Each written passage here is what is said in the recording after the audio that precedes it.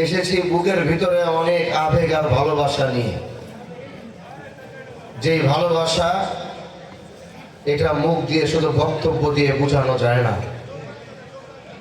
আমি দেশে প্রথম ইনসাফের যে আওয়াজ আর ইনসাফের যে বক্তব্য আমার নির্বাচনের পূর্বে আমি দিয়েছিলাম, তখন এই বয়রাতলা দক্ষিণের মানুষ হয়তো অনেকে তখনও আমাকে দেখে নাই, অনেক মা বোনরা হয়তো তখনও আমাকে দেখে নাই, কিন্তু তারা হাজী শরীয়তুল্লাহর বংশের সন্তানের উপরে তারা বিশ্বাস করেছে, হাজী শরীয়তুল্লাহর বংশের উপরে তারা আস্থা রেখেছে।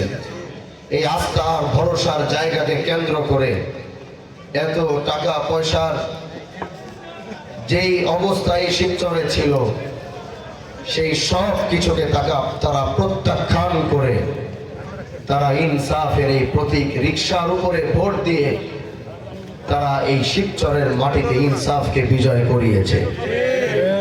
প্রিয় ভাইরা আমার, আমরা জনগণের সাথে কাঁধে কাঁধ মিলিয়ে কাজ করতে এসেছি। আমরা ঘরের ভিতরে এসি ছেড়ে পায়ের উপরে পা উঠিয়ে বসে থাকতে আসিনি। আমাদের এই রক্তের সাথে মিশে আছে বিশাল বড় এক সংগ্রামের ইতিহাস। আমাদের এই রক্তের সাথে মিশে আছে অন্যায় অবিচারের বিরুদ্ধে সংগ্রাম করার ইতিহাস। আমাদের এই রক্তের সাথে মিশে আছে ন্যায় এবং ইনসাফ প্রতিষ্ঠা করার ইতিহাস। এজন্য আমরা এই শিবচরে যেদিন বিজয় অর্জন করেছি, সেদিন থেকে ঘোষণা দিয়েছিলাম যে হানজালা যদি বেঁচে থাকবে তাহলে এই শিবচরের মাটিতে কেউ আর অন্যায় অবিচার করতে পারবে না ইনশাআল্লাহ। সেদিন বলেছিলাম হানজালা যদি বেঁচে থাকবে আর নির্বাচিত হবে, সেদিন এই দেশে আর কেউ কোনো মাদক ব্যবসা করতে পারবে না। আপনাদের সেই স্বতঃস্ফূর্ত ভালোবাসায় 12 তারিখে যেদিন হানজালার বিজয় হয়েছে, সেদিন এই শিবচরে অন্তত 40 থেকে 50% মাদক ব্যবসায়ীরা মাদক বেচা বন্ধ করে দিয়েছে। হানজালার বিজয়ের পরে অন্তত 50 থেকে 60% মানুষ অন্যায় অবিচার করা বন্ধ করে দিয়েছে। বাকিটুকু যারা করছে, এতটুকু আপনারা দেখবেন খুব শীঘ্রই, যদি আল্লাহ আমাকে বাঁচিয়ে রাখে, এতটুকু এই শিবচরের মাটিতে বন্ধ হয়ে যাবে ইনশাআল্লাহ। ইনশাআল্লাহ। ভাই আমার, আমি এরকম এক এমপি হতে চাই যার সাথে মানুষ বুকে বুক লাগাতে পারবে। আমি এমন একজন এমপি হতে চাই যাকে দেখলে, যার সাথে দেখা করতে চাইলে মানুষ গিয়ে দেখা করতে পারবে। আমি এমন একজন এমপি হতে চাই যার সাথে কথা বলতে চাইলে মানুষ গিয়ে মনের কথাগুলো বলতে পারবে। আমি এমন একজন এমপি হতে চাই যে ঢাকায় সময় দিবে না, যে ঢাকায় থাকবে না, সে বাড়িতে থাকবে, দেশে থাকবে। যদি কোনো প্রয়োজনীয়তা থাকে, প্রয়োজনীয়তার তাকিদে সে ঢাকায় যাবে, না হয় সে তার গ্রামে অবস্থান করবে। সারাদিন তার গ্রামের মানুষের ভালো খারাপ মন্দ সব কিছু শুনে তার উপরে সে সারাদিন চলবে। এমন একজন এমপি আমি হতে চাই ভাই। আমি এমন একজন এমপি হতে চাই যে শুধু শিবচর থানার ক্ষেত্রে, শুধু শিবচর থানায় নয়, আমি এমন একজন এমপি হতে চাই বাংলাদেশের পার্লামেন্টে 300 এমপি বসে থাকবে। সেই 300 এমপির ভিতরে এই কথা অহংকার হয়, আবার অনেকে মনে করবেন, কিন্তু আমি বলবো এটা আমি অহংকারের সাথে বলছি না। এই 300 এমপির মধ্যে আমি হানজালাও একজন থাকবো। কিন্তু এই হানজালার ভিতরে ভারতবর্ষের ব্রিটিশ বিরোধী আন্দোলনের যে ঐতিহাসিক রক্ত আর ব্লাড নিয়ে যে সংসদে হানজালা বসবে, আমি বলবো হানজালা ব্যতীত সেই সংগ্রামী ঐতিহাসিক রক্ত ওই পার্লামেন্ট মেম্বার দ্বিতীয় আর কারো নাই। এই কথাটি অহংকারের সাথে বলি নাই, এই কথাটি আমি আমার বংশ এবং এই দেশের ঐতিহ্য আর এই দেশের আদি, এই দেশের অস্তিত্ব রক্ষা করার যে সংগ্রাম আমার পরিবার করেছিল, আমি সেই রক্ত নিয়ে আজ বাংলাদেশ পার্লামেন্টে দাঁড়াবো। হাজী শরীয়তুল্লাহর বংশ, এই দেশে রয়্যাল ফ্যামিলি হতো। হাজী শরীয়তুল্লাহর পরিবারের গাড়ির নাম্বার প্লেট থাকতো আলাদা, তার ফ্ল্যাগ থাকতো আলাদা, তাদের চলাফেরা সব থাকতো আলাদা। কিন্তু এই বাংলাদেশ হাজী শরীয়তুল্লাহর বংশকে সেই মর্যাদা কোনোদিন দিতে পারে নাই। যদি আমরা আজকে থাইল্যান্ডে হতাম, যদি আজকে আমরা ইন্দোনেশিয়ার হতাম, যদি আজকে আমরা মালয়েশিয়ার হতাম, যদি আজকে আমরা সিঙ্গাপুরের হতাম, তাহলে হাজী শরীয়তুল্লাহর পরিবার যদি ওই রকম কোন দেশে থাকতো, তাহলে সেই দেশের রয়্যাল ফ্যামিলি থাকতো। কারণ কি? কারণ বাংলাদেশের ইতিহাস যদি লিখতে হয়, এই বাংলাদেশের ইতিহাস যদি পরিপূর্ণ করতে হয়, 1947-এর ইতিহাস যদি পরিপূর্ণ করতে হয়, 1971 সালের ইতিহাস যদি পরিপূর্ণ করতে হয়, তাহলে হাজী শরীয়তুল্লাহদেরকে বাদ দিয়ে কোনোদিনও সম্ভব হবে না। আজকে সেই বংশের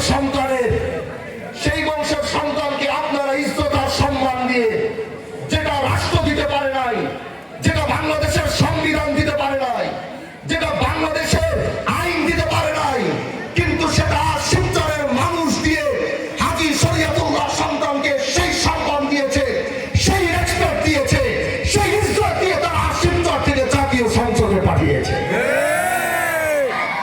আমি এই শিবচরের মানুষকে বলতে চাই, রাষ্ট্র যেটা দিতে পারে নাই, সংবিধান যেটা দিতে পারে নাই, সেটা আপনারা দিয়েছেন। এজন্য হাজী শরীয়তুল্লাহ সন্তান হিসাবে বলে যাচ্ছি যে আস্থার ভরসার জায়গা থেকে আপনারা সম্মান করে আমাকে জাতীয় সংসদে পাঠিয়েছেন।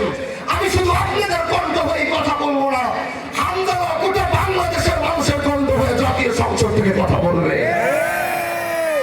প্রিয় দোস্ত আমার, প্রিয় ভাইরা আমার, আমি এরকম একজন নেতা হতে চাই, আমি এরকম একজন এমপি হতে চাই, আমি আপনাদের এরকম একজন ভাতিজা হতে চাই, আমি আপনাদের এরকম একজন ভাই হতে চাই, যিনি নিজেও আদর্শের উপরে ঠিক থাকবে, তার সাথেও যারা চলবে তারাও আদর্শের উপরে ঠিক থাকবে। আপনারা দেখেছেন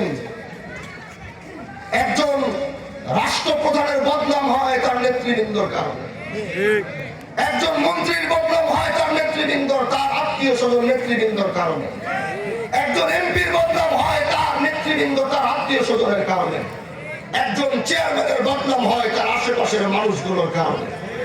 এই সব কিছু দেখা আমাদের শেষ। এখন আমরাও যদি সেই একই ট্র্যাকের উপরে হাঁটবো, আমরা যদি সেই একই ট্র্যাকের উপরে চলবো, তাহলে তাদের সাথে তো হামজালাদের কোনো পার্থক্য থাকবে না।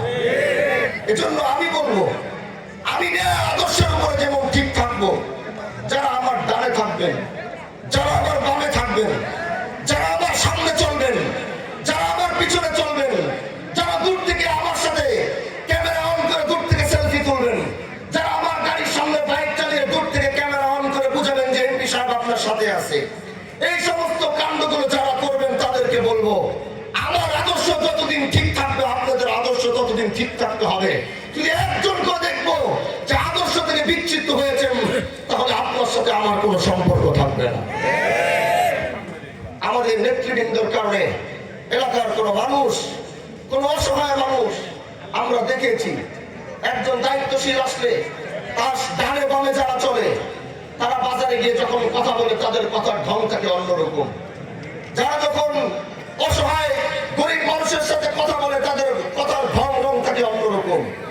আমি বলবো, আমার সাথে যারা চলবেন তারা, আমি যতটুকু নরমিয়তের সাথে চলি, নমনীয়তার সাথে চলি, আমার থেকেও বেশি আপনাদের নমনীয়তা রাখতে হবে। আমরা 5 বছরের জন্য ক্ষমতায় আসি নাই, আমরা 5 বছরের জন্য ক্ষমতার আসনে বসি নাই। আমরা এই 5 বছর আমাদেরকে মনে করি না যে আমরা অনেক কিছু হয়ে গেছি। আপনারা দায়িত্ব দিয়েছেন, দায়িত্বের জায়গায় এসেছি। যদি এই ন্যায় এবং ইনসাফের পথে থাকতে গিয়ে আপনার আমাকে ভালো লাগলে আলহামদুলিল্লাহ, যদি ভালো নাও লাগে তাও আমার কোনো সমস্যা নাই।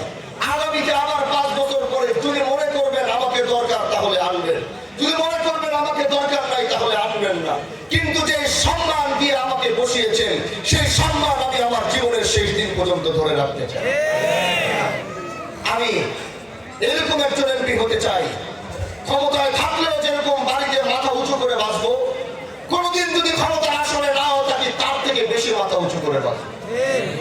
এরকম কোন ক্ষমতা চাই না যে ক্ষমতার পরে মানুষ এলাকায় থাকতে পারে না। আমরা দেখেছি বিগত দিনগুলোতে এত বড় বড় দায়িত্বশীলরা তারা নিজের বাড়ি ছাড়তে বাধ্য হয়েছে, নিজের গ্রাম ছাড়তে বাধ্য হয়েছে। তার একটাই কারণ, তারা নীতি আদর্শকে ঠিক রাখতে পারে নাই, ক্ষমতাকে অপব্যবহার করে জনগণকে কষ্ট দিয়েছে। মানুষকে কষ্ট দেওয়ার কারণে জনগণ তাদেরকে অ্যাকসেপ্ট করে নাই। কিন্তু আমি হামজালা, আমি এরকম একজন হতে চাই। আমি আজ ক্ষমতায় থেকে যতটুকু